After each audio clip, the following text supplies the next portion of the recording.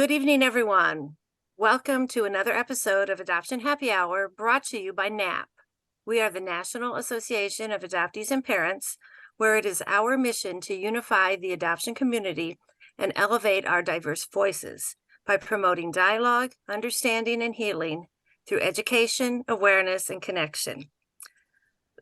We will just say the three of us are here tonight hosting the show, Marcie, Jen, and Beth, and we are glad to have so many of you here with us tonight. And we will get started in just a bit, but first we're going to take care of a little housekeeping. Just give me a second.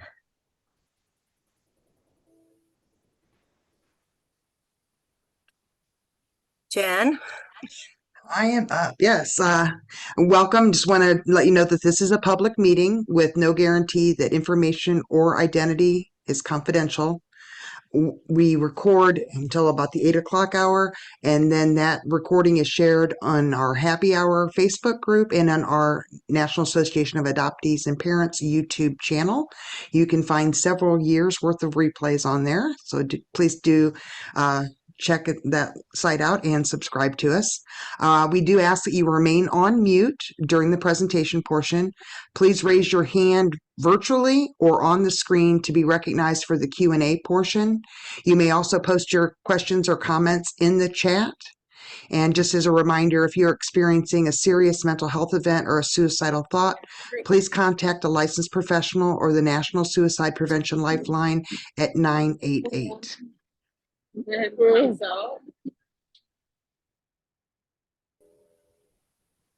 Okay, here we go with a glimpse of NAAP's programming. We have Happy Hour the first and third Friday of each month. Dr. Joyce hosts a Putting Yourself Together After Reunion support group, usually the second or the third Tuesday of each month. I will let you know that in December, there will be no reunion support group because Dr. Joyce is doing a special Happy Hour holiday edition for us, and we will talk about that at the end of the programming tonight.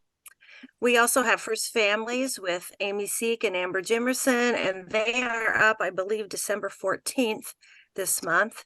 And then Danielle Gaudette closes out our monthly programs on the fourth Thursday of each month with Self-Love Essentials for the Adoption Constellation. But in December, she will not be hosting a program due to the holidays, but she will be back in January. And then we are all geared up, working very hard for Untangling Our Roots.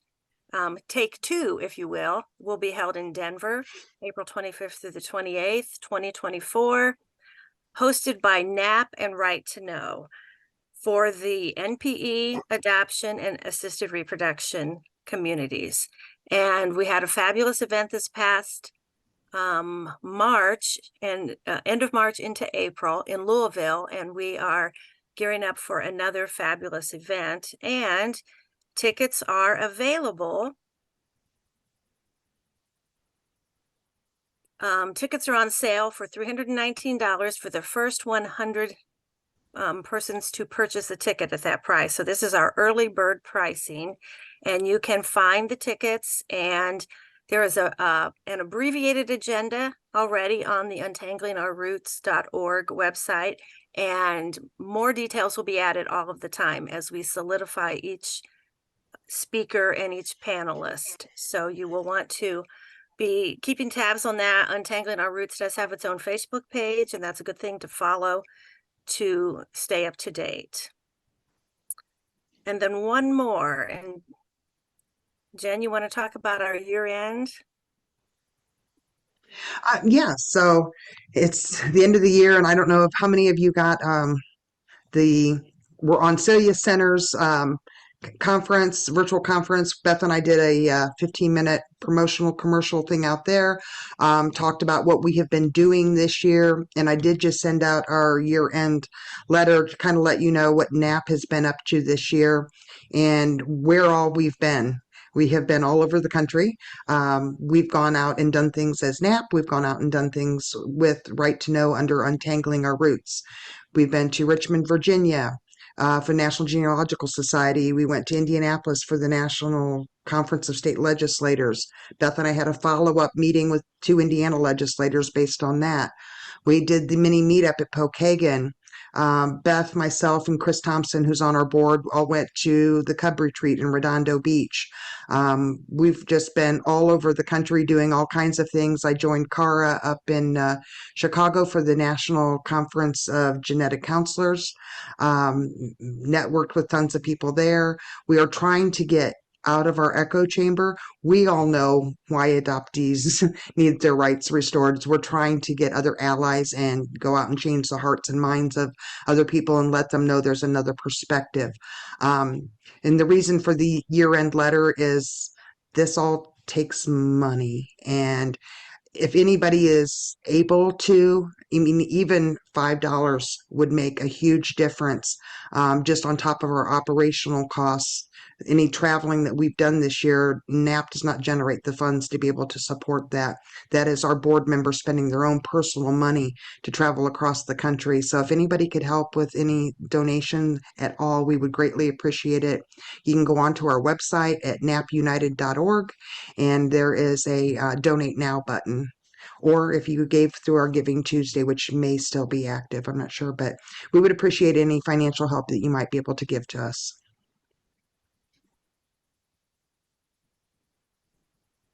Okay, I think we are ready to introduce Emily.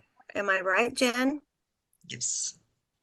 Okay, so our guest tonight, Emily Backlin Alber, is a self-taught artist who inherited many creative abilities from her biological mother and maternal great uncle. She uncovered her visual artistry without that knowledge after entering sobriety in 2017 and aims to share how she made those discoveries with others. Emily returned to her alma mater this year and enrolled in studio art classes with the intention of growing her practice, learning new materials, and to make new connections with like-minded people. She serves at Wayne State University, her alma mater in Detroit, Michigan, as the co-chair for the Commission on the Status of Women. It is important to her to draw awareness to the adoptee community through her endeavors. Emily enjoys sharing her experiences with her network by using her art as evidence that our challenges, realities, and feelings are valid. Welcome, Emily, to Adoption Happy Hour. Hi, thank you so much for having me. I was thrilled when I was planning the mini meetup and we were looking to include different healing therapies. And I came across you, and I listened to a podcast that you had done, and I said, this is the person we need to have come. And unfortunately, Emily did come to our Pokagon mini meetup, but she spent the entire time in her cabin sick, except for venturing out briefly to sit on the patio with us for a few minutes. And so we missed her greatly, but we are very happy to have her here tonight to share her story and her vision for art. I appreciate you, and I appreciate everybody that's shown up. I see some very good friends of mine are here, and that makes me feel good and very supported, which is not a feeling that I always get to feel. I am a domestic adoptee. My biological family is located in North Dakota, and I was adopted out of Chicago, Illinois, and taken through a gray market adoption to Grosse Pointe, Michigan. A gray market adoption involves a baby broker, which I don't know if anybody here is familiar with baby brokering, but it was a very coercive practice that they were running out of a law office that attracted people that were a little bit more high income and willing to pay extra money for white babies. And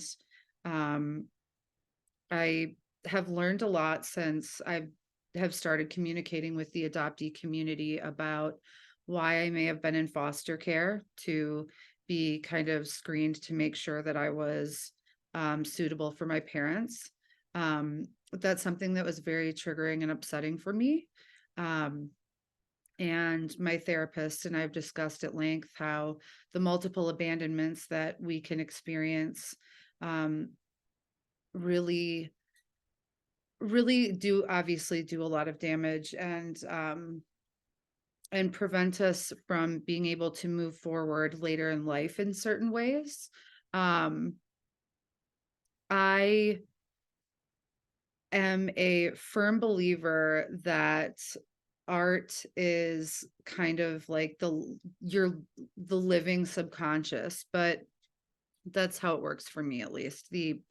Um it's kind of like a child. When a child's making art, you have this subconscious, unconscious brain that's exposed until about, the formative years are over, and they're out drawing pictures of, you know, parents standing on either end of a soccer field, or, putting it out there, things that are easy to read and that you're understanding what they might be going through. And if anyone has seen any of my art in the adoptee community, I think you can tell a lot of it is expressing a lot of really deep pain that is coming from a place that I can't always pinpoint, even through meditation or having conversation with other people.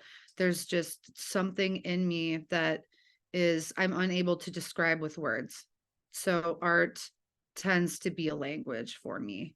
And it can be a language for anybody else. And that's sort of why I want to start speaking more and talking more to adoptees about tapping into their creative spaces within inside of themselves. So if they don't have the language to discuss what's going on inside, then they can start getting some of it out there onto paper, canvas, wood, whatever they may choose.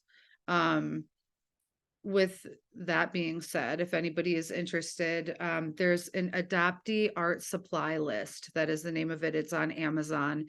It's a public wish list that I created. So there's all different types of um, supplies on there. There's professional supplies, and then there's, more cost friendly, budget friendly supplies listed as well as alternatives. So you can choose from a number of things, or maybe click on some of the images, and then it'll maybe guide you into different directions to see. You might be interested if you click on the drawing pad. I'm sure Bristol paper might come up. You can, look into that, maybe start a little Google search and, see what you might be interested in. That brings me to think about actually Julia Cameron and The Artist's Way. I know a lot of people have talked about The Artist's Way being a life-saving book, a game-changing book, a book that really has brought out the best in creative people. And it doesn't just have to be a visual artist using this program, this self-guided program. Martin Scorsese also talks about how this is a program that he engages in regularly to continue his creative practice. I couldn't find my copy, but I do have the Morning Pages journal. This is a similar look to the book. And morning pages are used to journal every morning to kind of get your brain moving. And that's something that's a huge part of her program. I would highly recommend getting into that one. That's something that I've done a few times in my process of growing as an artist, which started when I was 35 years old, and I was not aware of I was aware that I was creative. I had been writing music as a child, and I was in choir programs and doing things that were somewhat creative, but I always kind of felt like I wasn't really there, like it wasn't really my thing. I wasn't really fully connecting. I didn't feel, kind of by having perfectionist trauma, which is something a lot of adopted people have. I wasn't, necessarily the best at what I was doing. So I don't know that I was really that excited about it all the time.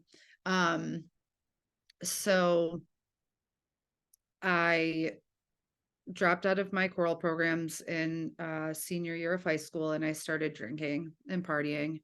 And that's something that went on for me after I met my biological mother.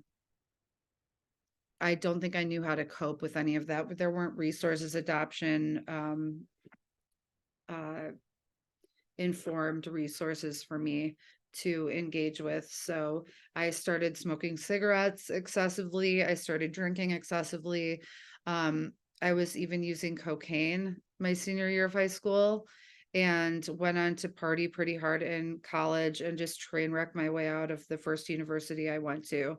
Um, and things spiraled out from there.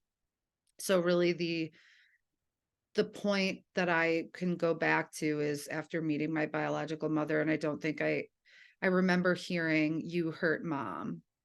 And that's when my siblings detached from me and when I started acting out, and it was really ugly. And it got really ugly until I had a DUI when I was 35.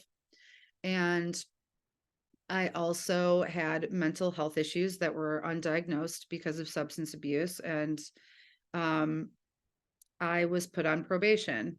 I had no idea what to do with my feelings. I had no idea, nowhere to go with myself. And so I feel like it was kind of like an intervention, a divine intervention, I feel, the DUI and the probation. I had nothing to do. So I started making art. I started drawing. I started making collages. I started doing all this stuff. And at first, it was awful. And I know a lot of people get turned off when they start making things and they're like, I can't do this. There's no way. I can't do that. You can. I really truly believe that a lot of adopted people with trauma are very creative. So um, it's being willing to push through resistance.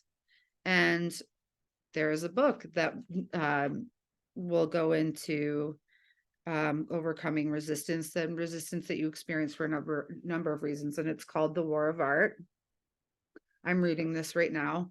And there was one passage that I found to be very interesting and relatable for adopted people. It's resistance and unhappiness. What does resistance feel like? First, unhappiness. We feel like hell. A low-grade misery pervades everything. We're bored, we're restless, we can't get no satisfaction. There's guilt, but we can't put our finger on the source. We want to go back to bed. We want to get up and party. We want to feel unloved and unlovable. We're disgusted. We hate our lives. We hate ourselves. Unalleviated resistance mounts to a pitch that becomes unendurable. At this point, vices kick in. Dope, adultery, web surfing, etc. Beyond that, the resistance becomes clinical: depression, aggression, dysfunction, then actual crime and physical self-destruction. Sounds like life, I know. It isn't, it's resistance. What makes it tricky is that we live in a consumer culture that's acutely aware of this unhappiness and has massed all its profit-seeking artillery to exploit it. I know that adoption is part of consumer culture. So if you decided to make that connection when I'm reading this, I'll read it again. What makes it tricky is that we live in a consumer culture that is acutely aware of this unhappiness and has massed all its profit-seeking artillery to exploit it. By selling us a product, a drug, a distraction, a baby. John Lennon once wrote, well, you think you're so clever and classless and free, but you're all peasants as far as I can see.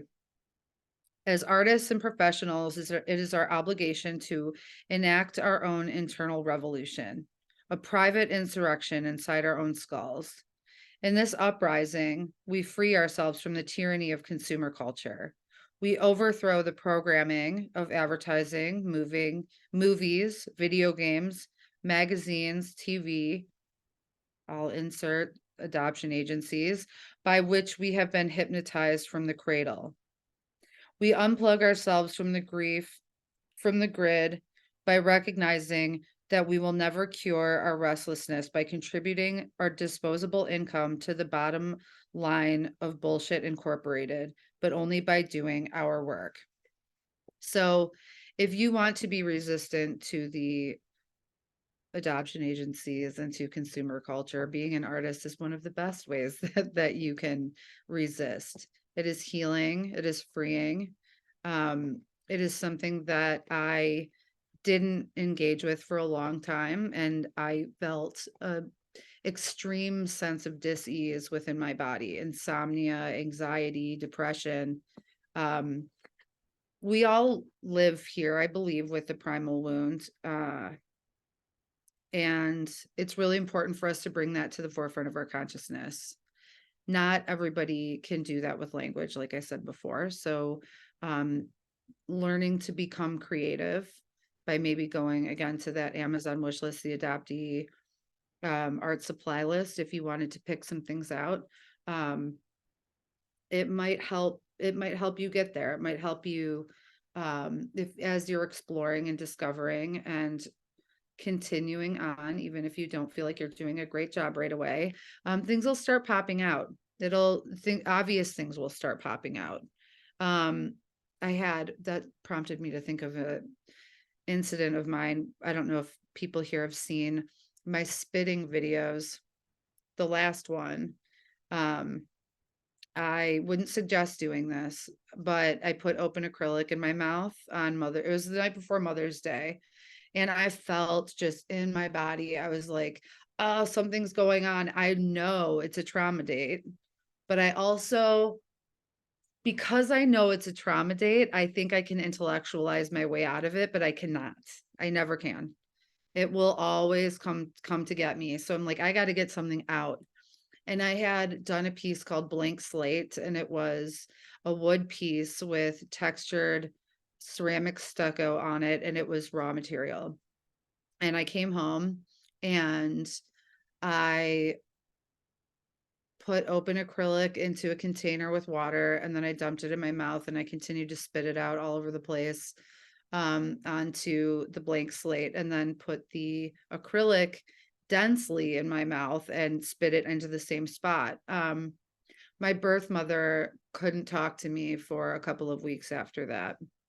She told me it looked like a birth canal, and that somehow she felt so jolted by the experience of watching those videos, that it was like, you've captured your own birth, you captured, your own relinquishment. You were taken away from me, and I was left with this like gaping, birth canal with blood everywhere. And she was devastated, triggered, is, to put it lightly.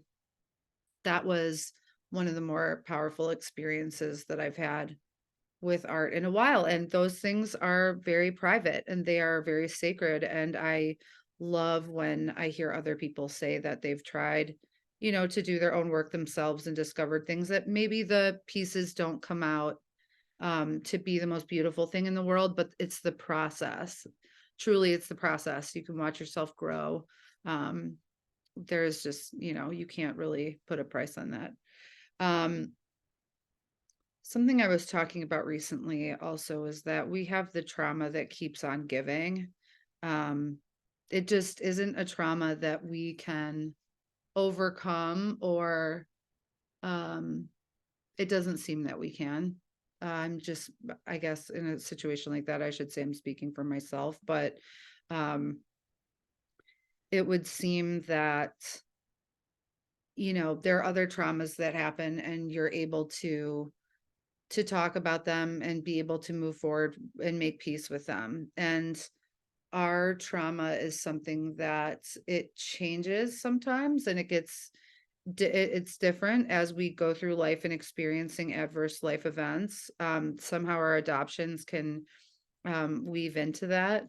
I just recently lost my dog, and I thought it was going to be the end of the world when that happened. It did not feel like an abandonment to me. I put her down with our vet, and it was a very beautiful experience how it ended up happening. But what I saw was my adoptive family's reactions to me losing my dog, me losing someone that was very close to me. And it was upsetting, and how it ended up going was, this is ugly, this is nasty, I can't believe, this person said this. Well, they're not my family anyways. And that is, for me, how somehow I'm always like going in between these two spaces of, whenever something really ugly, I'm estranged from the majority of my adoptive family. But I would always kind of, it would be glaringly obvious, like, I'm not related to you and this is horrible. But then sometimes my biological family would do things that were really upsetting. And so I would want to be related to my adoptive family. And I would feel like, well, I'm not, you gave me away. And so I'm not a part of that. And existing in that in between has been pretty rough. And I think everybody knows how that goes in the community. So I have one more book that I wanted to show, and it was Drawing on the Right Side of the Brain. So if anybody really wants to get into learning how to draw, this would be the recommended reading. I'm sorry, I have the blur on in my background, and so it's knocking me off. And there was one part of the book that I thought was interesting, and it's called the aha response. In the creative mode, we use intuition and have leaps of insight. So that's another important part about exploring creativity, is really getting yourself into a headspace when you are being creative and feeling creative. New insights will come to you. It's when you're when you're living in the present, is basically what they're saying. When you're in the present, which it can also be during meditation, that's when a lot of creativity can come into your mind. And those are beautiful moments. But I also process a lot when, especially looking at paintings, learning a lot from the process, learning a lot from the outcomes, learning not to throw paintings away, just like, we don't throw people away because they aren't perfect. You don't do that with your artwork either. Moments when everything seems to fall into place without figuring things out in a logical order. When this occurs, people often spontaneously exclaim, "I've got it," or, "Ah, yes, now I see the picture." The classic example of the great aha is an exultant cry, "Eureka, I have found it," attributed to the Greek mathematician Archimedes. According to the story, Archimedes was asked by the king to determine whether a certain gold crown had been wrongly alloyed with silver. After long mulling over the difficult problem, Archimedes experienced a flash of insight while bathing. As he got in the tub, he noticed the water level rising. He suddenly saw that by submerging the crown in water and measuring the displaced water, he could determine the volume of the irregularly shaped crown, and therefore the density of the metal, which would be less than that of pure gold if its cheaper and less dense metal had been added. The story concludes that Archimedes was so elated by this insight that, forgetting to get dressed, he ran naked into the street shouting, "Eureka, Eureka." This story illustrates the importance of seeing connections between things that are seemingly unconnected in order to gain insight. And that's something that I find to be very important also, is seeing connections between things that are seemingly unconnected in order to gain insight. When you can start putting things together mentally and making new connections, that's something that can be a very healing experience also. I think we've all gone through. It reminds me of, actually, that reminds me of coming out of the fog, when I started making connections that I wouldn't have otherwise made, connecting two things together that I would have never put together before. And so when I was growing up, I was not seeing the reasons why certain things were happening, or how my adoption played a part in those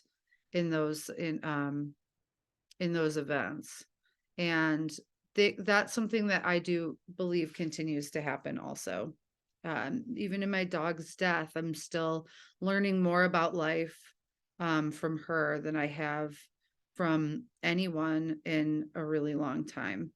And I can see how almost every time that there's a trauma that occurs, that it somehow does tie back to being an adopted individual. And that can be really hard to cope with. And that's about all that I have. I know that was a little bit short, but I do think that when we get to Denver, being able to do some more exploring creatively together with materials will be very helpful.